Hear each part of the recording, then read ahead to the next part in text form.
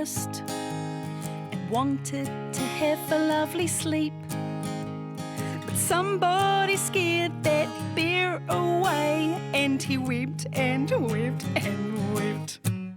It was a scary-looking girl called Marigold, with long wild hair and her teeth were pirate gold.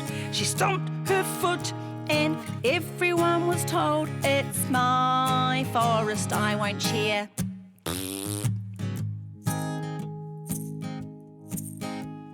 A monkey flew into the forest to eat a banana. Well, out of the blue, well, in she flew and she screamed, "Rah, rah, rah, rah!" It was a scary-looking girl called Marigold, with long wild hair and her teeth were pirate gold. She stomped her foot and everyone was told, "It's my forest, I won't share."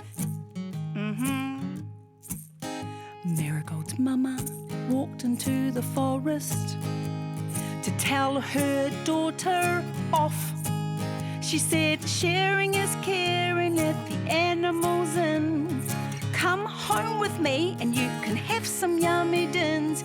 You smell super stinky, you need to wash. It's their forest, let them in."